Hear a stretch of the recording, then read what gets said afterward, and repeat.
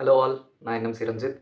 இன்னைக்கு நம்ம ஆர்ஜே பாலாஜி டைரக்ஷனில் ரிலீஸ் ஆன கருப்பு திரைப்படத்தோட ரிவ்யூ தான் பார்க்க போகிறோம். இது ரிவ்யூன்றதை தாண்டி என்னோட பாயிண்ட் ஆஃப் வியூ, எனக்கு இந்த படம் எப்படி இருந்துச்சுன்றது தான் நான் சொல்ல போகிறேன். ஸோ நான் முன்னாடியே சொல்லிடுறேன், டியர் சூர்யா ஃபேன்ஸ், இது உங்களுக்கான காணொளி கிடையாது. நீங்கள் பார்த்தீங்கன்னா என்னை ரொம்ப கழுவி ஊற்றுவீங்க, திட்டுவீங்க. அதனால் இந்த ரிவ்யூவை பார்க்காமே இருக்கலாம். ஸோ நான் வந்துட்டு ஜென்ரல் ஆடியன்ஸுக்கு என்னை போல் நியூட்ரல் ஃபேனாக இல்லாமல் ஜஸ்ட் ஒரு வியூவராக போய் படம் பார்த்ததுக்கு எனக்கு எப்படி இருக்குது அப்படின்றது தான் ரிவ்யூவாக சொல்ல போகிறேன். ஸோ சூர்யா ஃபேன்ஸ் மன்னிச்சுக்கோங்க.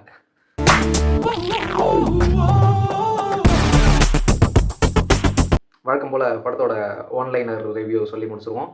படம் நல்லா இருக்கா நல்லா இல்லையா? எனக்கு படம் நல்லா இல்லை, எனக்கு பிடிக்கல.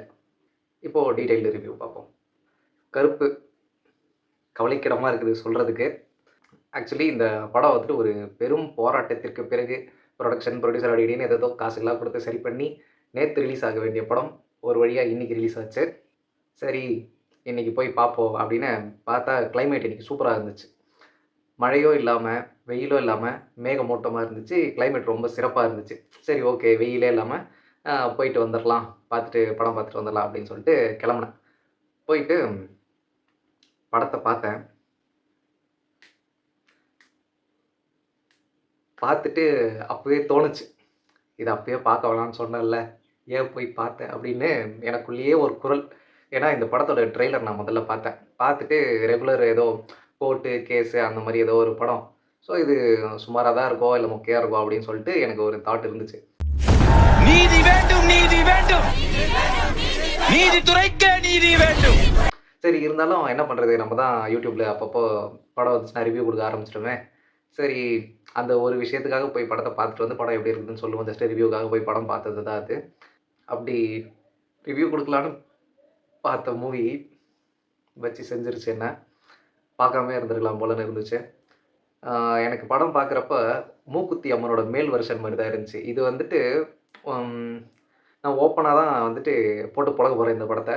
ஸோ இது வந்துட்டு ஒரு நெகட்டிவ் ரிவ்யூ மாதிரி தான் இருக்கும். இது ரிவ்யூன்றதை விட என் பாயிண்ட் ஆஃப் வியூ தானே. ஸோ எனக்கு இந்த படம் எப்படி இருந்துச்சுன்னு தான் நான் சொல்ல போகிறேன், முன்னாடியே சொல்லிட்டேன். ஸோ எனக்கு இந்த படம் எப்படி இருந்துச்சுன்னா ஒரு பெரிய டிசப்பாயின்மெண்ட் தான். அதாவது இந்த படம் இப்படி தான் இருக்க போகுதுன்ற மாதிரி ட்ரெய்லரில் இருந்துச்சு. சரி எப்படியோ ஒன்று ஆர்ஜே பாலாஜி ரொம்ப கஷ்டப்பட்டுருக்கேன், நான் இந்த படம் வந்துட்டு பிளாக் பஸ்டர் மாதிரி கொண்டு போகிறேன் அப்படி இப்படின்னு சொல்லியிருந்தாலும் சரி ஓகே பார்ப்போம், பார்த்துட்டு ரிவ்யூ சொல்லுவோம் அப்படின்றதுக்காக பார்த்தா இந்த படம் வந்துட்டு ஒரு 20 வருஷத்துக்கு முன்னாடி எடுக்க வேண்டிய ஒரு படம். ஆனால் அதை இப்போ எடுத்து வச்சுருக்காங்க. அதான் செட் ஆகலை எனக்கு. எப்படி ஒரு படம்னா, எனக்கு ட்ரெய்லர் பார்க்குறப்போ ஓகே இது கருப்பு எல்லாம் சேர்க்குறாங்க. ஸோ சூர்யா வந்துட்டு ஒரு ஆள், அவர் வந்துட்டு எதிர்வாதம் பண்ணுற ஒரு லாயரு, ஆர்ஜே பாலாஜி ஒரு லாயரு, இவங்களுக்குள்ள கோர்ட்டில் ஒரு நடக்கிற ஃபைட்டு தான் இந்த படம் அப்படின்ட்டு, ஒரு நீதி கிடைக்கும், ஒரு பெண்ணுக்கான நீதி கிடைக்கும் அப்படின்னு, எதற்கும் துணிந்தவன் மாதிரி பெண்ணுக்கு நீதி, எதற்கும் துணிந்தவன் படம் அப்படியா இருக்கும், அப்படிதான் இருக்கும்னு நினைக்கிறேன். மறந்துட்டேன். ஸோ ஒரு பெண்ணுக்கு நீதி கிடைக்கிற மாதிரி தான் இந்த படம் அமையப்போகுது. சூர்யா வந்துட்டு ஒரு பெண்ணுக்கு நீதி வாங்கி கொடுக்க போகிறாரு, ஆர்ஜே பாலாஜியை எதிர்த்து வாதம் பண்ணி அப்படின்னு நினச்சிட்டு ஒரு மைண்ட் செட் வச்சுருந்தேன். பினோ ஃபீஸ் ட்ரான்ஸ்ஃபர் பண்ணிட்டியாமா? போலீஸ் தரப்புல இருந்து யாரும் வரலங்கயா. Case pass on to next month 15th. நான் அந்த திருடங்கிட்ட வாங்கியாச்சு, இவங்க கிட்ட வாங்க முடியல. பெரிய புடிக்கியா நீ யாரை வச்சு இனிமே இந்த கேஸ் நடத்துற நான் பார்க்குறேன். அதுக்கப்புறம் நடுவில் இந்த கருப்பு அதெல்லாம் கொண்டு வரதுனால சரி சூர்யா வந்துட்டு ஒரு கிராமத்து ஆள், அவர் வந்துட்டு கருப்பு சாமி தான் குலதெய்வம் மாதிரி. ஸோ எது செஞ்சாலும் கருப்பு சாமி துணை இருக்கும் அப்படின்ட்டு நடுவில் சாமியெல்லாம் கொண்டு வருவாங்கன்னு பார்த்தா படம் ஃபுல்லாக சாமியை கொண்டு வந்திருக்கானுங்க. இது மொத்தமாக ஒரு சாமி படம். எப்படி மூக்குத்தி அம்மன் மேல் வருஷன்னு சொன்னனோ, மூக்குத்தி அம்மன் வந்துட்டு ஃபுல்லாமே எப்படி நயன்தாரா சாமியாகவே ட்ராவல் பண்ணுவாங்க, அந்த மாதிரி சூர்யா வந்துட்டு கடவுளாகவே ட்ராவல் பண்ணிகிட்ருக்காரு ஃபுல் படத்துலையுமே. படத்தை பற்றி சொன்னால் கதையும் சொல்ல வேண்டியதாக இருக்கும். நமக்கு கதை சொன்னால் ஸ்பாய்லர் பண்ணுற மாதிரி இருக்கும். நம்ம அது பண்ணுறது கிடையாது. ஸோ மேலோட்டமாக சொல்லணுன்னா, இந்த படம் பார்க்க போயிட்டு எனக்கு கொஞ்சம் வருத்தமாக தான் இருந்துச்சு. ஏன்டா பார்க்க வந்தோம் அப்படின்ற மாதிரி தான் இருந்துச்சு. ரொம்ப டிசப்பாயின்மெண்ட் ஆகிறதுக்கு எனக்கு தெரியும் படம் மோசமாக தான் இருக்க போகுது அப்படின்னு. அது தெரிஞ்சும் போனேன். அதனாலேயும் இன்னொரு டிசப்பாயின்மெண்ட். அதான் உனக்கே தெரியும்ல படம் நல்லா இருக்க போகிறது இல்லைன்ட்டு. அப்பயும் நீ போயிருக்கலாம், உன்னை நான் என்ன பண்ணுறது அப்படின்ட்டு தான் என் மனசாட்சி இருந்துச்சு. ஸோ வேறு வழியில் இந்த ஒரு ரிவ்யூக்காக போயிட்டு படத்தை பார்த்துட்டு வந்தது தான் கருப்பு படம். த்ரிஷா எப்படி ரியல் லைஃப்லேயும் ஒரு சைட் சிக்காக இருக்கிறாங்களோ அந்த மாதிரி சைட் கேரக்டர் பண்ணிகிட்டு இருந்தாங்க த்ரிஷா. ஸோ எனக்கு அந்த கேரக்டர் பற்றி பேச விருப்பம் இல்லை. ஸோ உங்களுக்கே தெரியும் நிறைய பேருக்கு த்ரிஷாவை பார்த்தாலே இப்போலாம் பற்றிக்கிட்டு வருது. அவங்கள பற்றி பேசுகிறதுக்கு யாருக்கும் பிடிக்க மாட்டேங்குது. ஸோ அதுவும் ஒரு ரீசனாக இருக்கலாம் இப்போ நான் பேசாமல் இருக்கிறதுக்கு. எனக்கு பிடிக்கல, வேண்டாம்.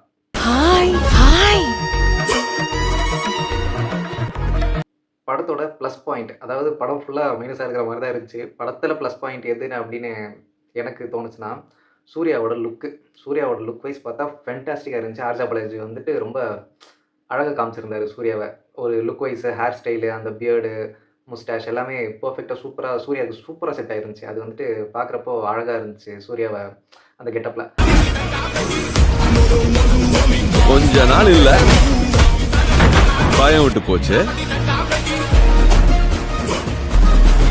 அது வந்துட்டு ஒரு ப்ளஸ் பாயிண்ட். சூர்யாவை வந்துட்டு லுக் வைஸ் காமிச்சது ஒரு ப்ளஸ் பாயிண்ட். அதுக்கப்புறம் அதையும் விட மேஜரான ஒரு ப்ளஸ் பாயிண்ட் இருக்குன்னா, நம்ம சாய் அபியங்கரோட மியூசிக். சாய் அபியங்கர் மியூசிக் இந்த படத்துக்கு இல்லை அப்படின்னா இந்த படம் மொத்தமாகவே ஊற்றிட்டுருக்கோம். எனக்கு வந்துட்டு படம் ஃபுல்லாக மியூசிக் தான் காப்பாற்றி விட்ருக்குதுன்னு நான் சொல்லுவேன். சாய் அபியங்கர் இல்லைனா இந்த படம் முடிஞ்சு.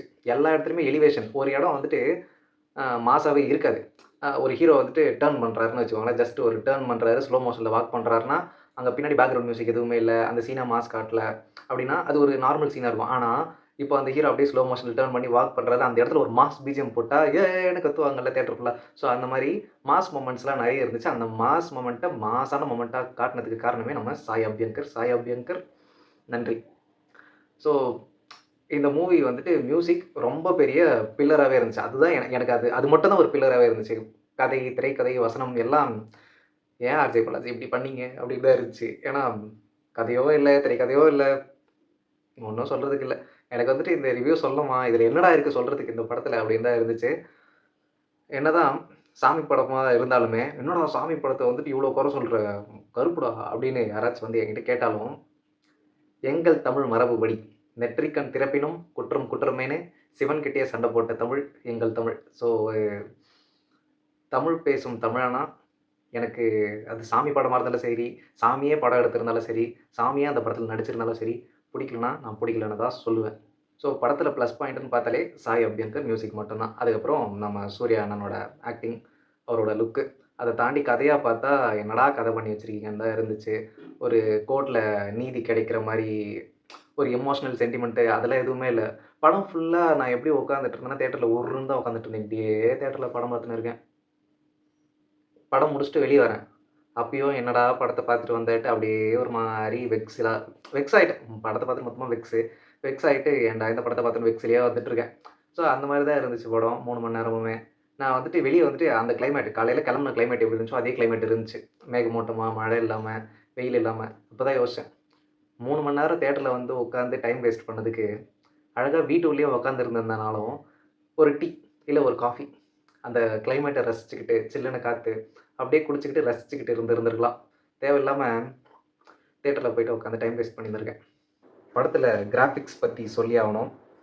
சீன்ஸில் கிராஃபிக்ஸ் இல்லையா, கிராஃபிக்ஸில் தான் சீனே இருக்குதான் அப்படின்ற மாதிரி நிறைய கிராஃபிக்ஸு எல்லாமே அப்படியே சூர்யா வந்துட்டு கருப்பர் மாதிரி வர்றது எல்லாமே நிறைய கிராஃபிக்ஸு. அந்த மாதிரி நிறைய சீன்ஸ் வந்துட்டு அவர் எங்கெல்லாம் சூர்யா வந்துட்டு எங்கெல்லாம் கருப்பு மாதிரி காட்டுறாங்களோ அந்த இடம் எல்லாமே graphics, fight scene graphics. So மொத்தமாகவே நான் கடவுளை காட்டுறேன்ற பேரில் கிராஃபிக்ஸாக பண்ணி தள்ளி வச்சுருக்காங்க. அது எல்லாமே பார்த்தாலே தெரியுது கிராஃபிக்ஸுன்ட்டுன்னு. அதெல்லாம் அக்செப்ட் பண்ணிக்கிறதுக்கு முடியல என்னால்.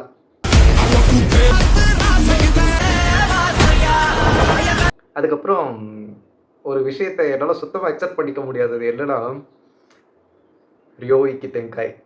அது படம் பார்த்தா உங்களுக்கு தெரியும். ஜாப்பனீஸ் ஆனிமே ஜுஜுட்சு கைசன் அப்படின்னு சொல்லிட்டு ஒரு ஆனிமே சீரீஸ் இருக்குது.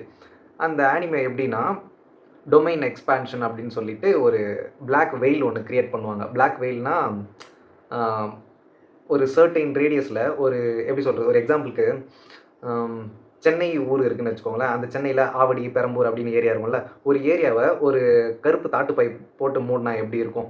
ஸோ அந்த ஏரியாவை மட்டும் கவர் பண்ணிவிட்டு ஒரு குளோப் மாதிரி ஒரு உருண்டையான ஒரு ஷேப்பில் அந்த ஆவடின்ற ஏரியாவை மட்டும் ஒரு பிளாக் ஷீல்டால் கவர் பண்ணால் எப்படி இருக்கும்.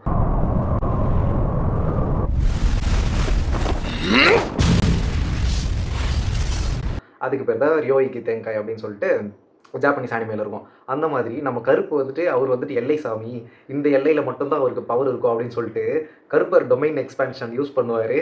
அந்த கிராஃபிக்ஸ்லாம் பார்க்குறப்போ இதெல்லாம் பார்க்குறப்போ எனக்கு கனெக்ட் ஆகுது. இதெல்லாம் இங்கே பார்த்துருக்கோம், அங்கே பார்த்துருக்கோம் அப்படின்னு சொல்லிட்டு. ஸோ மேக்ஸிமம் எனக்கு இந்த படம் சாட்டிஸ்ஃபை பண்ணல. பட் இது பார்க்குறப்போ எனக்கு வந்துட்டு கொஞ்சம் வெக்ஸ் ஆயிட்டேன். கொஞ்சம் கஷ்டமா இருக்குது படத்த பார்த்துட்டு.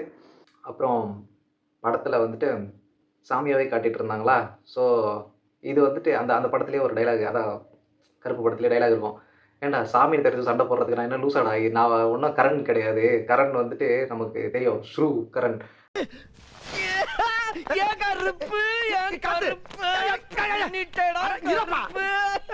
கண்ணாத்தா படத்துல கண்ணியை திருடுறவர் தான் நம்ம கரண். ஸோ சாமிக்கிட்டே எதிர்த்து சண்டை போடுற ஆளுங்கள்லாம் அதான் 20 இயர்ஸ்க்கு பேக். ஸோ 20 இயர்ஸ்க்கு முன்னாடி எடுக்க வேண்டிய படம் இது. கண்ணாத்தாவாக இருந்தாலும் சரி, மாரியாத்தாவாக இருந்தாலும் சரி, நான் சாமியை எதிர்த்து சண்டை போடுவேன், சாமியை வச்சு பணம் சம்பாதிப்பேன், கண்ணாத்தா கண்ணை பிடிக்கிட்டு அதில் வந்துட்டு நான் லட்சக்கணக்கில் சம்பாதிப்பேன் அப்படின்னு சொல்லி அந்த காலத்தில் படம்லாம் வந்திருக்கும். அப்போ அந்த மாதிரி அந்த டைமில் எடுத்திருக்க வேண்டிய படம் இப்போ வந்துட்டு கருப்பு வந்துட்டு கோர்ட்டுக்கு வந்துட்டு நீதி வாங்கி கொடுக்குறேன்ற பேரில் என்னென்னவோ பண்ணி god mode, the real god mode Sai Abhyankar தான் இந்த படம் ஃபுல்லாக எலிவேட் பண்ணியிருக்காரு. காட் மோடில் பிஜிஎம் போட்டு வச்சிருக்காரு, காட் மோடில் பாட்டு பண்ணி வச்சிருக்காரு. அதை தாண்டி வேறு எதுவுமே காட் மோட் இல்லை. காடே வந்திருந்தாலும் நான் ஓ காட் அப்படி தான் பார்த்துட்டு இருந்தேன். எனக்கு அந்த படம் சுத்தமாக செட் ஆகலை. கருப்பு ஒரு மன வருத்தத்தில் தான் இருக்கேன். ஏன்டா ஆஸ் அ சூர்யா ஃபேன்ஸ்க்கு இந்த படம் எப்படி இருக்கும்னு தெரியல. இது வந்துட்டு நடுவில் நிறைய மீம் ரெஃபரன்ஸு, பாட்டுங்க, சின்ன ஒரு இன்ஸ்டாகிராம் வீடியோ எடிட்டு வந்துட்டு சப்புன்னு போவோம். ஒரு இன்ஸ்டாகிராம் ரீல்ஸ் 30 செகண்ட் பாருன்னு வச்சுக்கோங்களேன், சப்புன்னு போவோம். கடைசியில் ஏதோ ஒரு பிஜிஎம் போட்டு வா அப்படின்ற மாதிரி ரீல்ஸை காமிச்சிருப்பாங்க. அந்த மாதிரி சின்ன அந்த ரீல்ஸ் எடிட் பண்ணுற மாதிரி படத்தில் அங்கங்கே பழைய பாட்டு, சின்ன கிளிப்ஸு, மீம் ரெஃபரன்ஸ் அப்படி இப்படின்னு ஏதோ போடுறாங்க. இப்போ வர மூவிஸ் எல்லாமே நிறைய மீம் ரெஃபரன்ஸு அதிகமாக இருக்குது. அதெல்லாம் ஏன் பண்ணுறாங்கன்னே தெரில. இப்படி மீம் ரெஃபரன்ஸ் வச்சு தமிழ் ஃபிலிம் எடுக்கிறாங்க அப்படின்னா அது தமிழ் ஆடியன்ஸ்க்கு மட்டும்தான் கனெக்ட் ஆகும். ஒரு எக்ஸாம்பிளுக்கு ஒரு மீம் ரெஃபரன்ஸு, நம்ம ஆனந்தராஜ் வந்துட்டு தோத்துக்கிட்டே இருக்கியடா அப்படின்னு சொல்லிட்டு ஒரு மீம் ரெஃபரன்ஸ் இருக்கும். தோத்துக்கிட்டே இருக்கியடா, ஜெயிக்கிறேன்டா. அது தமிழ் ஆடியன்ஸ் நமக்கு தெரியும், அது தமிழ் மூவியில் ரிலீஸ் ஆச்சு ஆனந்தராஜ் அப்படின்னு சொல்லிட்டு. இதுவே கேரளா ஆளுங்கிட்ட போயிட்டு ஆனந்தராஜ் அந்த மீம் ரெஃபரன்ஸ் யூஸ் பண்ணால் ஆனந்தராஜ் யாருன்னு கூட தெரியாது, அந்த மீம் ரெஃபரன்ஸ் அவங்களுக்கு புரியாது, தெலுங்கு ஆடியன்ஸுக்கு புரியாது. ஸோ அந்த மாதிரி தமிழ்நாடு தாண்டி வேறு யாருக்குமே புரியாது. படத்தை வந்துட்டு நிறைய, அதாவது இன்டர்நேஷ்னல் லெவலுக்கு கொண்டு போனோம் அப்படின்னா இந்த சூரரை போற்று படத்தெல்லாம் சைனாலாம் பார்த்து அழுதுருக்காங்க. சூரரை போற்று, ஜெய் பீம், இந்த மாதிரி படம்லாம் சைனாவில் ஓட்டி சென்டிமெண்ட் ஆயிருக்காங்க. அது வந்துட்டு நிறைய இந்த மாதிரி மீம் ரெஃபரன்ஸ்லாம் இருக்குது. அது ஒரு மூவியாக இருக்கும். ஸோ இது வந்துட்டு இன்டர்நேஷ்னல் லெவலுக்கு அழகாக கொண்டு போகிறதுக்கு யூஸ்ஃபுல்லாக இருக்கும். இந்த தமிழ் ஆடியன்ஸ்க்கு மட்டும் எடுக்கிறதா இருந்தால் இப்போ மீம் ரெஃபரன்ஸ், இன்ஸ்டாகிராம் ரெஃபரன்ஸ் அப்படி வச்சு படம் எடுத்துலான்னு பார்த்துருக்காங்க. இது தமிழ் ஆடியன்ஸ் மட்டும் பார்க்குறதுக்கு சினிமா கிடையாது. ப்ளீஸ் அதை கொஞ்சம் புரிஞ்சுக்கோங்க எல்லா டேரக்டருமே. இது வந்துட்டு Tamil film industry, Kollywood is not just for Tamil audience. அது வந்துட்டு நம்ம அந்த காலத்துலேருந்து படம் எடுத்திருக்கோம். நிறைய நம்மக்கிட்ட இருந்து நிறைய இண்டஸ்ட்ரி கற்றுக்கிட்டு இருந்திருக்காங்க. இந்த மாதிரி தான் படம் எடுக்கணும், கதைலாம் எப்படி இருக்கணும் அப்படின்னு சொல்லிட்டு நிறைய பேர் கற்றுட்டு இருந்திருக்காங்க. இப்போது நம்ம நிறைய பேர்கிட்ட கற்றுக்க வேண்டியதாக இருக்குது. படம் இப்படி தான் இருக்கணும் அப்படின்னு சொல்லிட்டு. நம்ம கன்னடா இண்டஸ்ட்ரி அதெல்லாம் ஒரு இண்டஸ்ட்ரியாகவே கண்டுக்கிட்டது இல்லை. கேஜிஎஃப் வர வரைக்கும் கேஜிஎஃப் வந்துட்டு அது வேறு லெவல் ஹிட்டு கொடுத்ததுக்கப்புறம் என்னடா கன்னடர்கள்லாம் இப்படி ஹிட்டு கொடுக்குறாங்க, நம்மளால் ஒரு 1000 crore கிளப் தமிழ்நாட்டிலேருந்து போலிய ஒரு மூவி கூட அப்படின்னு கஷ்டமாக இருக்குது. இவங்க வந்துட்டு ஸ்டோரியில் ரொம்ப யோசிச்சு பண்ணணும். ஜஸ்ட்டு ஒரு ஸ்டாரை வச்சுட்டு எப்படி சொல்கிறது, இப்போது விஜய் தான் பெரிய ஸ்டாரு, அஜித் தான் பெரிய ஸ்டாரு, அவங்கள வச்சு படம் எடுத்தால் தான் வசூல் வரும். எல்லாருமே காசு தான் நினச்சி படம் எடுக்கிறாங்க. ப்ரொடியூசர்ஸ்லாம் காசு வரணும்னு சொல்லிட்டு ஃபிலிமை வந்துட்டு மற்றவங்களுக்கு சந்தோஷமாக ஒரு படத்தை டைம் ஸ்பெண்ட் பண்ணுற மாதிரி இருக்கணும் அப்படின்னு யாருமே யோசிக்கிறதில்ல. படத்தை வந்துட்டு ஒரு கலையாக பார்க்காம அதை காசாக தான் பார்க்குறாங்க. அதனால தான் நம்ம தமிழ் இண்டஸ்ட்ரி கேவலமாக டவுனில் போயிட்டு இருக்குது. கதையில் ரொம்ப கவனம் செலுத்தணும் நம்ம ஊர் ஆளுங்க. பாருங்கள், நான் எங்கெங்கேயோ போய் பேசிகிட்டு இருக்கேன். ஏன்னா கோலிவுட் பற்றி பேசணுன்னா 4 நூற்றாண்டு பேசிக்கிட்டே இருக்கலாம். ஏன்னா அதில் பாசிட்டிவ்ஸும் இருக்குது, நெகட்டிவ்ஸும் இருக்குது. ரீசெண்டாக பார்க்குற படம் எல்லாமே கேவலமாக போயிட்டு இருக்குதுன்றதுனால நல்ல படமே கிடைக்க மாட்டேங்குது. நல்ல படம் போய் பார்க்கணுன்னா மல்லு இண்டஸ்ட்ரியில் மலையாளம் மூவிஸ் தான் போய் பார்க்க வேண்டியதாக இருக்குது. ஒரு ஃபீல் குட் மூவி, ஜாலியான மூவி படத்தை பார்த்தோண்டா அப்படின்னு ஒரு சாட்டிஸ்ஃபேக்ஷன் கிடைக்கிறது ஒரு மல்லு மூவிஸ் இல்லை ஒரு ஹாலிவுட் மூவிஸ் அப்படி பார்த்தா தான் அந்த சாட்டிஸ்ஃபேக்ஷன் கிடைக்கிறத தவிர தமிழ் மூவிஸில் நல்ல மூவிஸ் தேடி கண்டுபிடிக்கிறதுக்குள்ளே கஷ்டமாக இருக்குது. மாதத்துக்கு ஒரு 10 படம் புது படம் நியூ ஃபேஸஸ் வச்சு ஏதோ படம் எடுத்து விட்றாங்க. அதெல்லாம் தெரியவே மாட்டேங்குது. அப்படி தெரிஞ்சாலும் நல்ல படமாக இருக்க மாட்டேங்குது. ஏதோ படத்தை ரிலீஸ் பண்ணுறேன்னு பண்ணிட்டு இருக்காங்க. பிரயோஜனமே இல்லை. ஏன்னா எந்த படமும் நல்லா இருக்க மாட்டேங்குது. நல்ல படத்தை தேடி பார்க்குறதுக்கு ரொம்ப கஷ்டமாக இருக்குது கோலிவுட்டில். ஸோ ஃபைன், நம்ம கருப்பை முடிச்சு விட்ருவோம். காந்தாரா 2 படம் பார்த்துருப்பீங்க. ஒரு சிலர் பார்க்கலன்னா பாருங்கள். அந்த படத்தில் கிளைமேக்ஸில் ரிஷப் ஷெட்டி அந்த படத்தோட ஹீரோ வந்துட்டு ஒரு டான்ஸ் பண்ணியிருப்பார். அதுதான் அந்த கிளைமேக்ஸுக்கு ரொம்ப ஒரு பியூட்டிஃபை பண்ணி விட்டது. அந்த கிளைமேக்ஸ்னால தான் அந்த படமே எலிவேட் ஆச்சு. கடைசியில் படம் ஃபுல்லாக கொஞ்சம் ஸ்லோவாக போனாலும் லாஸ்ட் கிளைமேக்ஸில் அவர் சாமி வந்து எப்படி ஆடுவார் தெரியுமா? அந்த ஆட்டத்தை அவர் ரிஷப் ஷெட்டியே என் கால்லாம் வீங்கிருச்சு அந்த டான்ஸ் பண்ணி. கடவுளே எனக்குள்ளே இறங்கி ஆடின மாரி இருந்துச்சு. ஒரு டிவைனா இருந்துச்சு அப்படி இப்படின்னு சொல்லி போஸ்ட்லாம் போட்டுட்டு இருந்தாரு. ஸோ அதெல்லாம் பார்க்குறப்போ கிளைமேக்ஸுக்கு இவ்வளோ கஷ்டப்பட்டாரா? டான்ஸ் பண்ணாரா? அப்படின்னு சொல்லிட்டு எல்லாருமே காந்தாரா 2 விரும்பி போய் பார்க்க ஆரம்பிச்சாங்க. அந்த கிளைமேக்ஸ் சீனுமே சூப்பரா இருந்துச்சுன்னு சொல்லிட்டு இருந்தாங்க.